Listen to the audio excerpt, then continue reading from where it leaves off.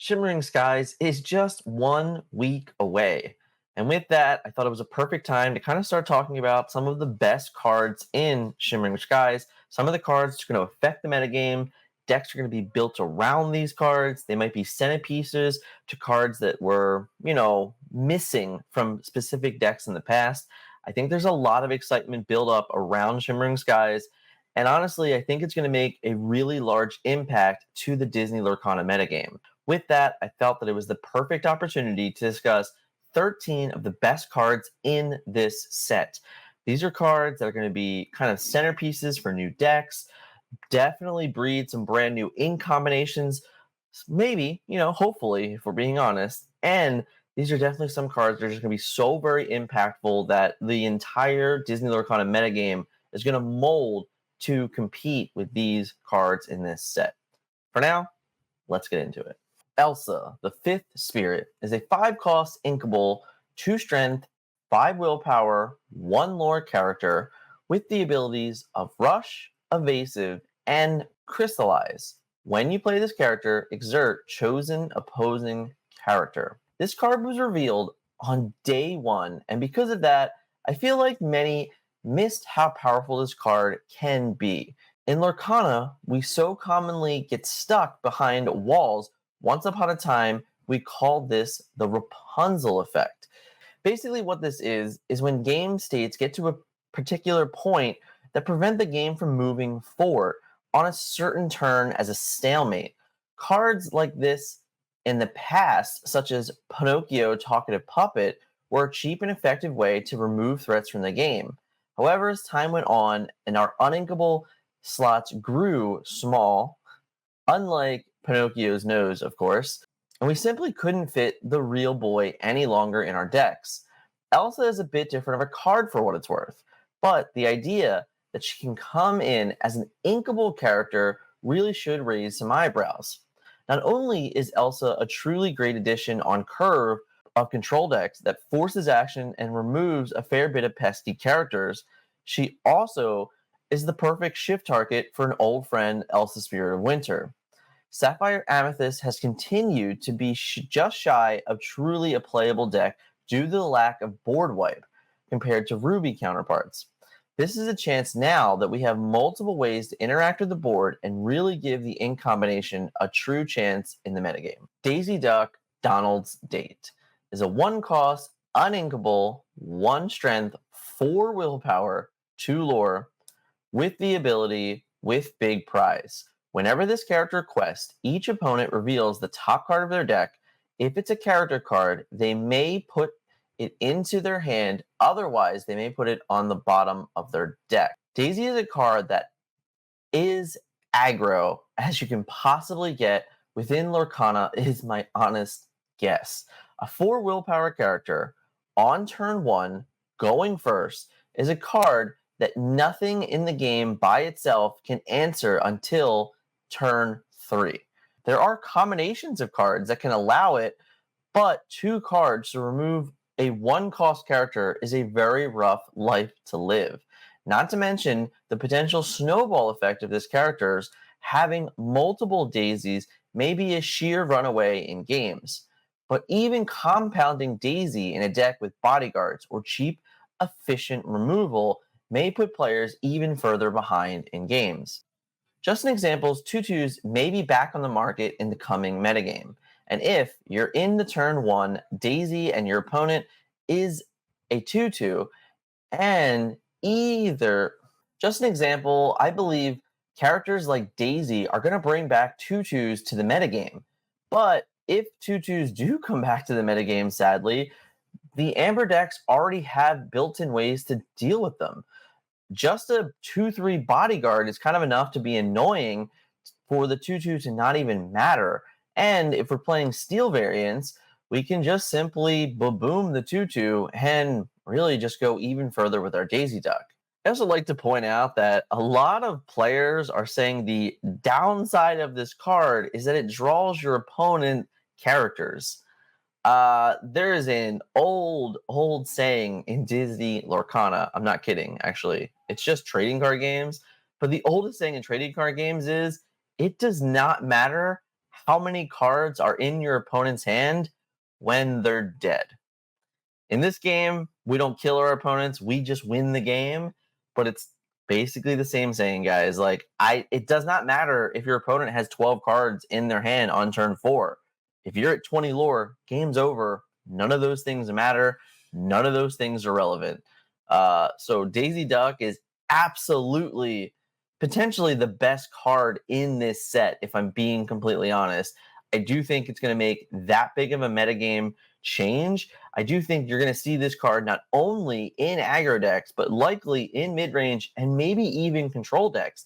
At the end of the day, control decks have always had this issue of winning a game. For a 1/4 with 2 lore, if this card can just gain you 4 or 6 lore because you can defend it well enough and you can keep it in play, it doesn't matter if your opponent is drawing the other cards, because certain decks in the game have the ability to answer multiple cards or have the ability to out-resource your opponent, and therefore it just doesn't matter how many cards they have. All that matters is that she's getting you 2 lore a turn, and it's an internal clock within the game you're playing. This card, absolutely bananas, and I am afraid to play against it. Anna, the Diplomatic Queen. 3 cost, uninkable, 2 strength, 3 willpower, with 2 lore. She has the ability of Royal Resolution. When you play this character, you may pay 2 to choose 1. Each opponent chooses and discards a card. Chosen character gets +2 strength this turn.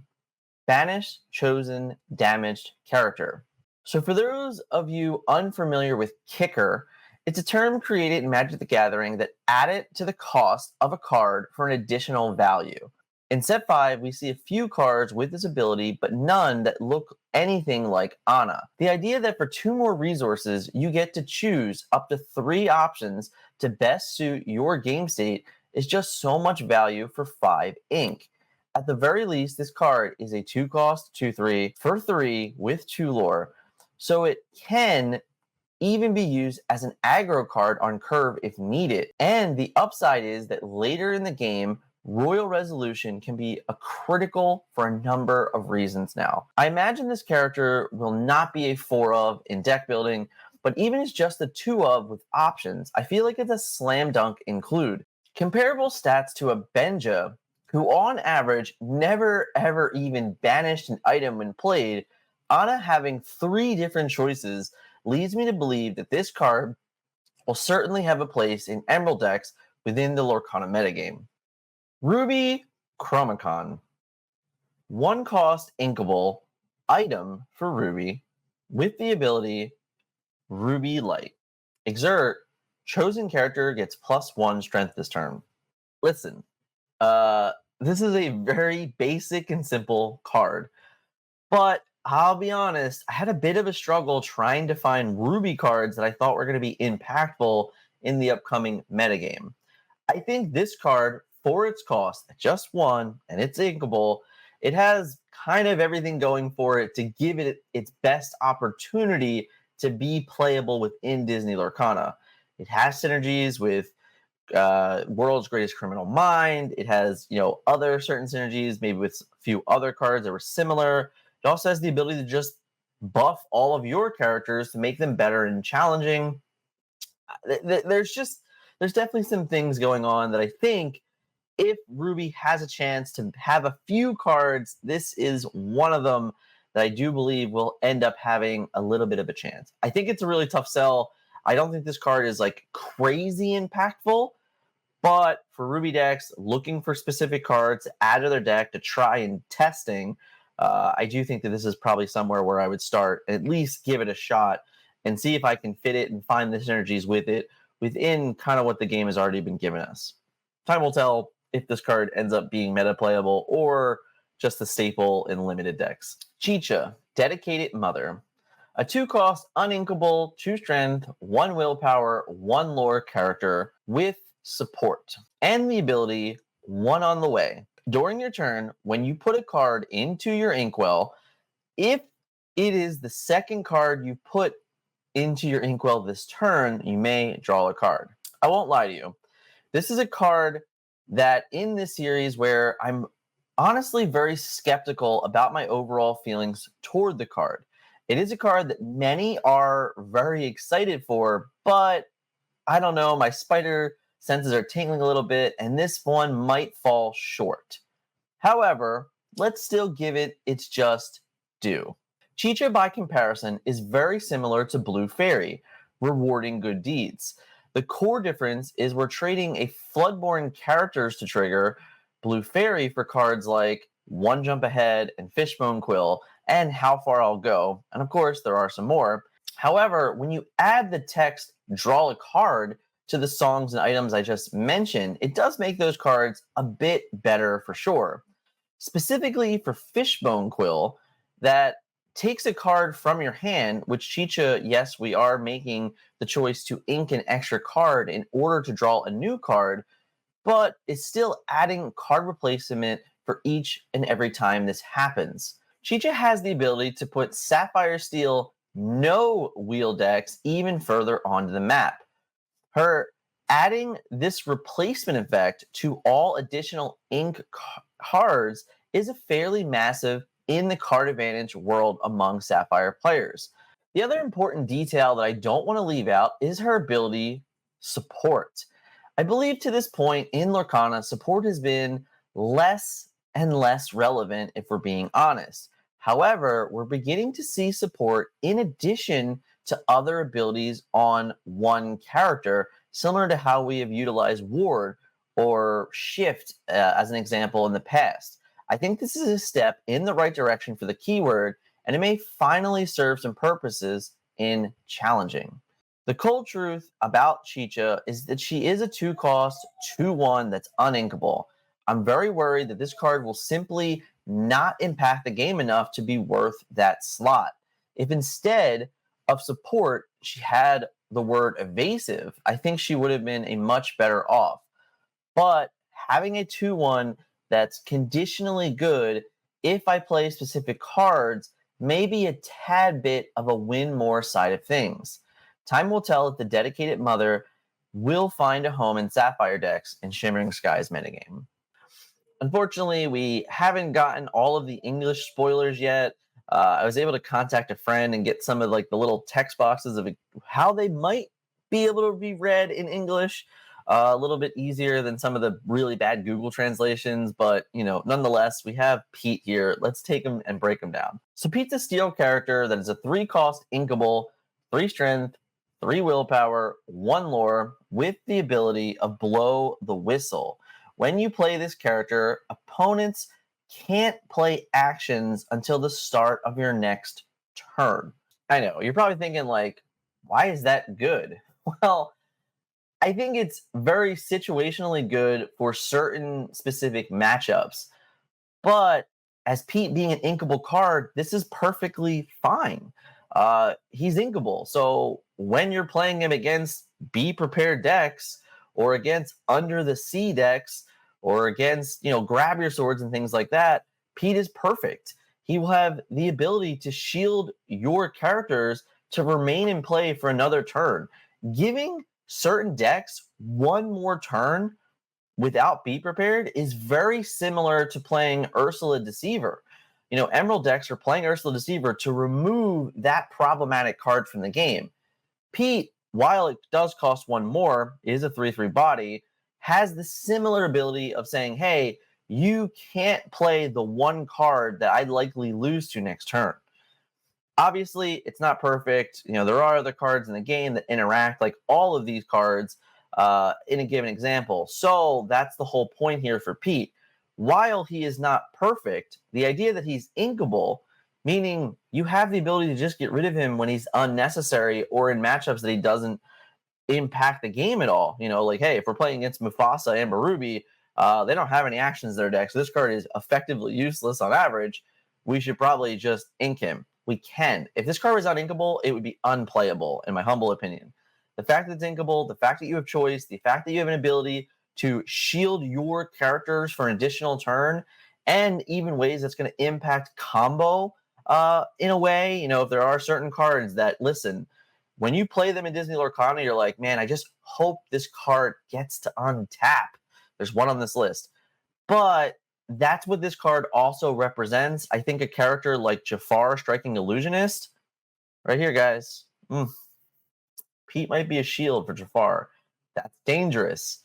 Obviously, there are still other ways to interact with Jafar characters and ship lines that aren't actions, but this is one more way that is in color for that deck list on average that prevents opponents from being able to interact with a card like Jafar and a combo of shifting a whole new world.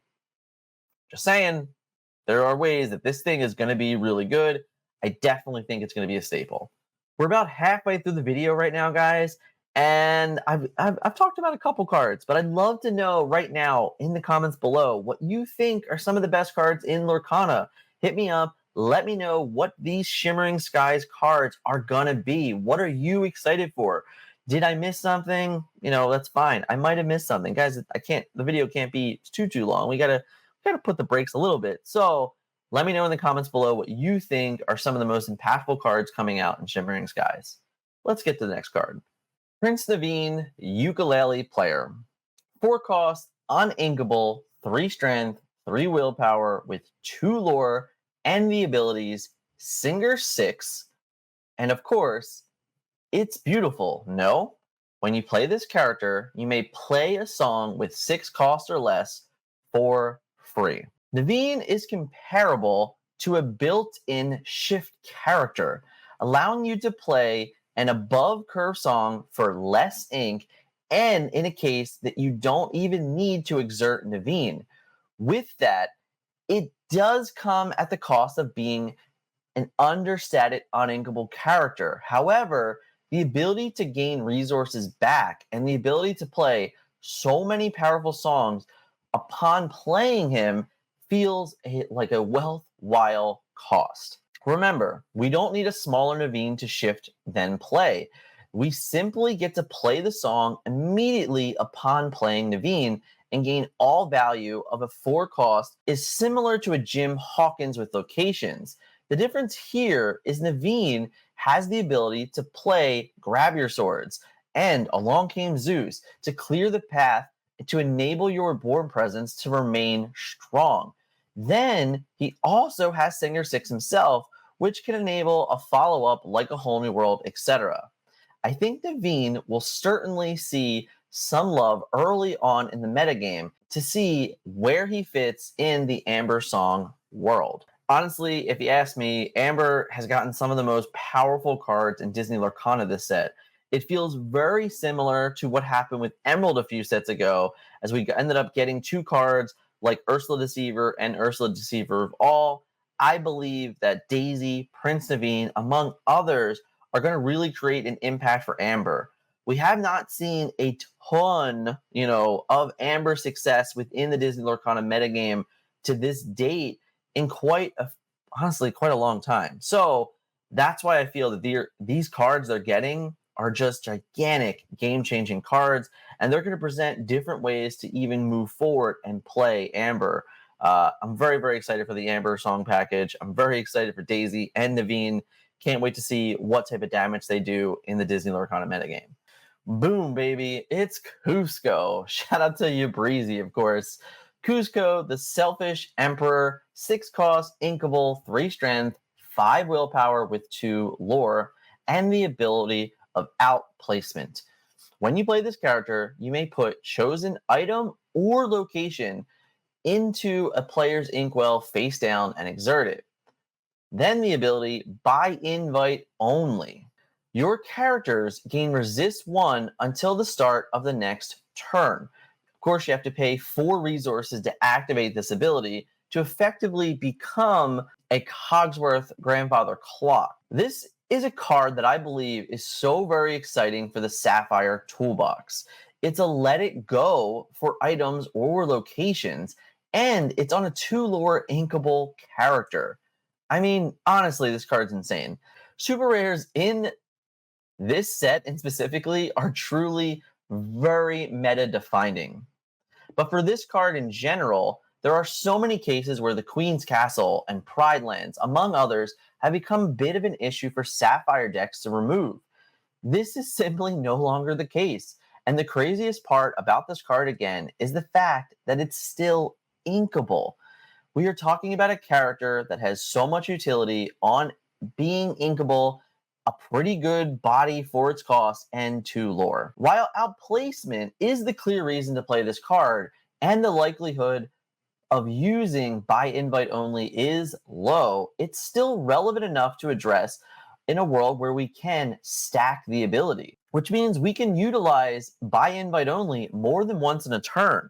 So if we get to a certain board state that is very difficult for our opponents to answer, we can simply play or utilize the ability of by invite only once or twice or 3 times. And when we're a Sapphire deck guy here, getting to 12 ink is not that crazy.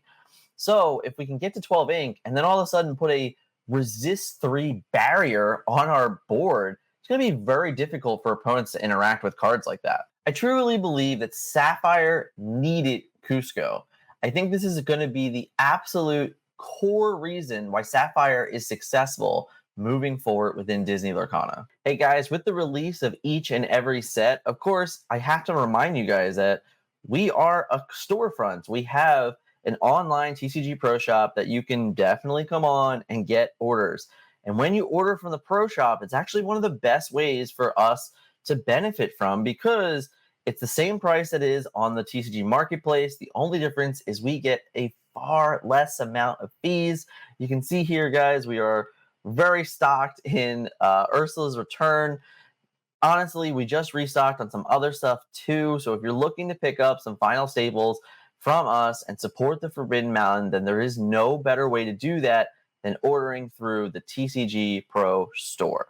Thank you guys in advance for all the support, and it really does mean a lot to me. It helps a ton, and it's just the simplest way. If you're looking to buy cards, then it's the same price here as in the marketplace. The only core difference is the fees that are taken out when you buy specifically from the Pro Shop. I will have it in the pin post below. I'll also have it in the description if you're looking to pick up cards. If you're looking to pick up Shimmering Skies, our inventory will be released and live at midnight, I believe, on August 9th, the day that Shimmering Skies goes live. It might take a few hours. It might be 3 a.m., depending on exactly how the time zones work for TCG Player, but it'll be there. So if you're looking to support us, that's the best way to do it. The Library, a gift for Belle. 3 cost, inkable location, 1 to move to, 8 willpower, 1 lore with the ability Lost in a Book.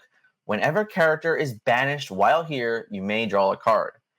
I'm not exactly sure why or how Amethyst has claimed the throne for the best locations in Lorcana, but here we are. A staggering 8 willpower. This alone basically is always guaranteed to gain at least 1 lore, but in most cases, I imagine it will gain 3 to 5 unless it's removed outside of challenging. As if the 8 willpower wasn't enough, it also has an insane ability similar to the Queen's Castle. This one may be even better, however, forcing opponents into a sort of catch-22 while choosing to remove your characters sitting in the library and allowing you to draw cards, or finding a way to remove it before allowing you to draw cards, is a very difficult task for any player. The fact that Lost in a Book isn't even simply on your turn or on an opponent's turn means you get to utilize this however you so choose. For simply 1 more ink, you can move a Chernobog's Follower and Quest and now draw 2. Moving a rabbit here will now enable it to be able to draw 2. A Merlin Goat in the library effectively becomes a rabbit and a goat in 1 card. These are just tiny hints of the power level to this card, but the impact it will have on certain parts in the game state will prove this card's worth is my honest bet. Knowing your opponent wants to play a card like Be Prepared or Grab Your Swords, all right, fine. Play library, move 3 characters to the library and say, I dare you to let me draw 3 cards, is about a turn when you're forced to challenge their board. This is only a mere example or few examples of what this card can truly do. The idea that this card effectively turns all of your characters into Kuzco is truly just impactful enough. I generally think that this card will have a level of an impact to the Disney Lorcana metagame moving forward. Clarabelle is another one that we didn't get all the English version for, so I had a little more snippets here, little capture images of what they might say. I'm hoping this is accurate enough, but nonetheless, Clarabelle, whew, what a card, guys. Let's talk about her.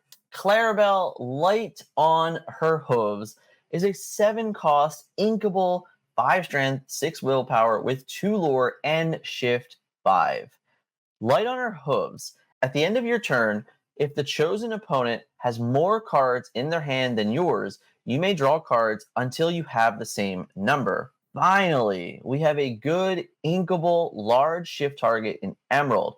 Having a good 1-cost character and 3-cost character also goes a very long way in the ability for Clarabelle to be good.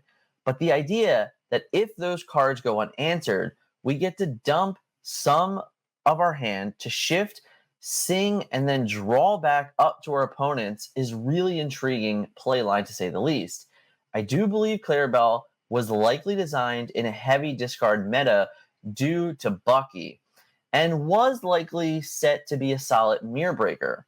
I think that this card has the potential to be a pivotal role sooner rather than later, though. Simba, the 6-cost inkable, 3 strength, 5 willpower, 1 lore character with shift 4 and the ability Fearsome Roar.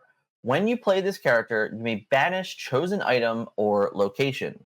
Very similar to Kuzco, Rise of the Titans is a card that we have felt obligated to play in certain situations, but I'm not really sure anyone ever enjoyed it. You know, like, is anyone really excited when they have to pay 3 to banish a location? Not really. So the idea that we finally got a Simba here that is shiftable and has that ability on it is really powerful. Obviously, this card is significantly worse than Kuzco because we don't have an additional ability. Yeah, shift is cool, but it's not like, great because our shift targets aren't that spectacular. And this character only has 1 lore. So it's definitely a couple rows down than Kuzco, and I think it'll be less impactful. But if we're looking for a reason to kind of like play other Zimbas and have this ability to where we don't need to play a card like Rise of the Titans, then I think there's a good chance that this Zimba will be at least slightly impactful as a tech card moving forward in the metagame. Time will tell. I think it has a chance, but this one might be on the teeter-totter of just not good enough. We'll see. Maximus is a 6-cost inkable, 3 strength, 5 willpower, 2 lore character with the ability of royally big rewards. At the end of your turn, if you have any characters in play with 5 strength or more, gain 2 lore. If you have any in play with 10 strength or more, gain 5 lore instead. Coming out of a metagame in Ursula's Return where Flynn Rider, with a very similar ability, kind of gains you a bunch of conditional lore while not even having to quest or challenge with your Flynn is important. I think Maximus is very similar, but it actually promotes a bit of a different game style. Finding these secondary uses out of your cards to make them a bit better and gain you some lore, I think is really important. Ironically, a card like Medusa that's a 4/4, you can use Ruby Chromicon, buff your Medusa, get her to 5, and then at the end of your turn, pick up 2 lore on the turn that you played a Medusa. It's not great, but it is conditional lore. It really does play into this role if we compare it a little bit to a card like Lucky Dime. Lucky Dime is an item. It helps you gain lore immediately for the characters that you played on a turn that you play them. Maximus has the ability to represent that as well and just be this body on the board that can gain 2 lore himself.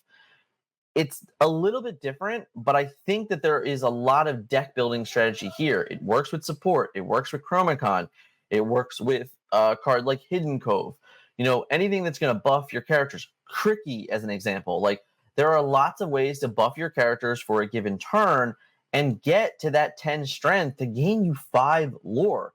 That's a lot of lore in a game that when your opponent's just not expecting it all. And not to mention, you can set these up on big turns. On your turn, your opponent might not even be able to interact. I think whenever you have a card like this, it does promote those lines of playstyle of saying, hey, if you leave any given character in play on turn, I might be able to gain 5 lore the next turn. I think it's really cool. I think it's a different way to play and approach Disney Lorcana.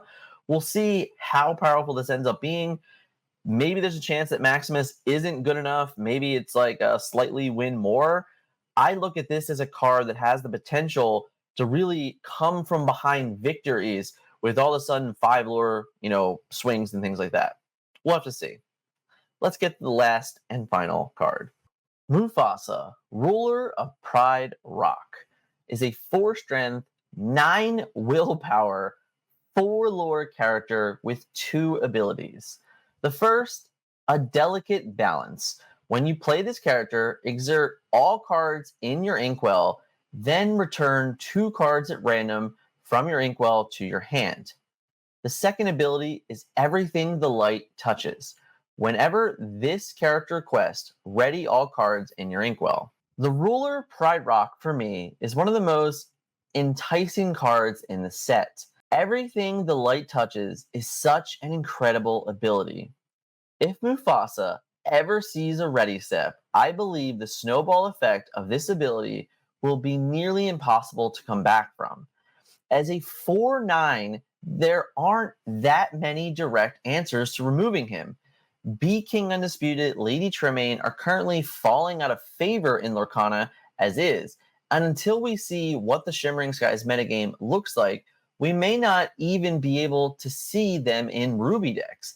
If that's true, the 1-for-1 answers for Mufasa drop even further.